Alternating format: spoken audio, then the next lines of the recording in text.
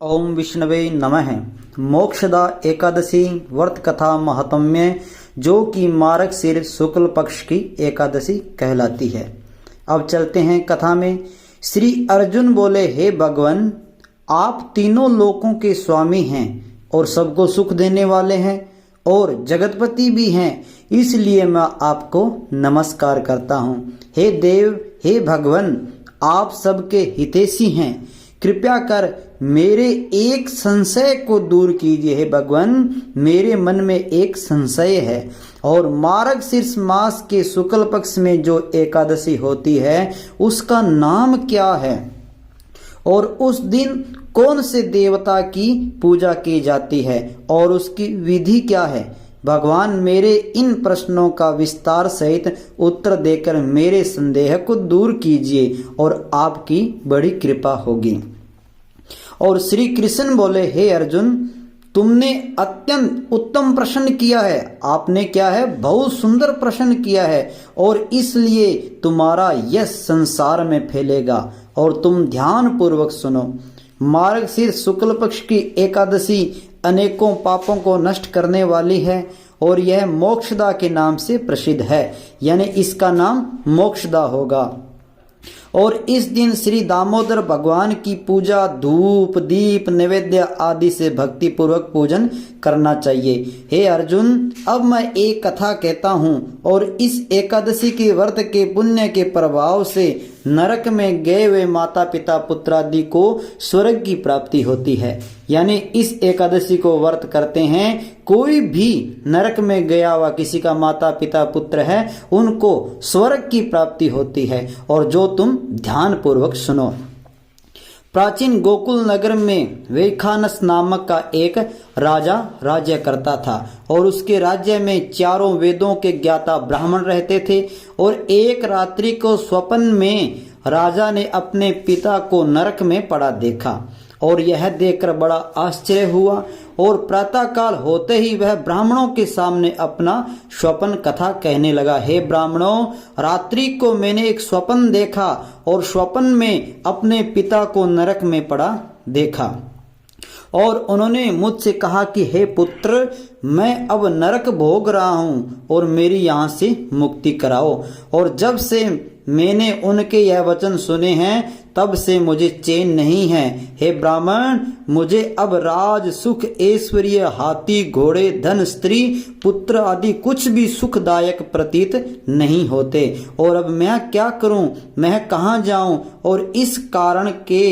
और इस दुख के कारण मेरा शरीर तप रहा है और आप लोग मुझे किसी प्रकार का तप दान व्रत आदि बतावें जिससे मेरे पिता को मुक्ति प्राप्त हो। और राजा के ऐसे वचनों को सुनकर ब्राह्मण बोले, हे राजन, यहाँ से समीप ही, यानी यहाँ के समीप ही वर्तमान भूत भविष्य के ज्ञाता एक पर्वत नाम के मुनि हैं, यानी एक मुनि हैं जिनका नाम पर्वत है और आप यह सब बातें उनसे जाकर पूछ लीजिए और वे आपकी इसकी विधि भी बता देंगे।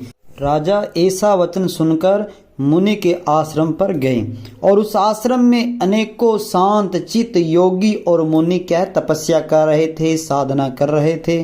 और उस समय चारों वेदों के ज्ञाता पर्वत मुनि दूसरे ब्रह्मा के समान बैठे थे। अब मुनि बैठे थे, पर्वत जी ऐसे लग रहे थे दूसरे ब्रह्मा जी बैठे हैं।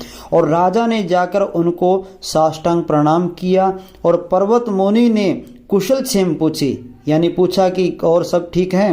तो तब राजा बोले, हे देवर्षि, आपकी कृपा से मेरे राज्य में सब कुशल है, परंतु अकस्मात एक विघ्न आ गया और जिससे मुझे अशांति हो रही है। और अब कृपा करके मेरे इस संशय को दूर कीजिए, मेरे विघ्न को दूर कीजिए। और ऐसा सुनकर पर्वत मुनि ने एक मुहूर्त के लिए नेत्र बंद कर लिए और भूत भविष्य को विचार करने लगे। फिर बोले, हे राजन, मैंने योग बल के द्वारा तुम्हारे पिता के समस्त कुकर्मों को ज्ञान प्राप्त कर लिया है। यानी राजा ने बताया नहीं और उस मुनि ने योग के द्वारा सब कुछ देख लिया। और उन्होंने पूर्व जन्म में कामातु होकर सोते हुए एक स्त्री को ऋतुदान मांगते पर भी नहीं दिया था, और उसी पाप कर्म के फल से तुम्हारे पिता नरक में गया है। और तब राजा बोले कि हे भगवान, मेरे पिताजी के उद्धार के हेतु आप कोई उपाय बताइए।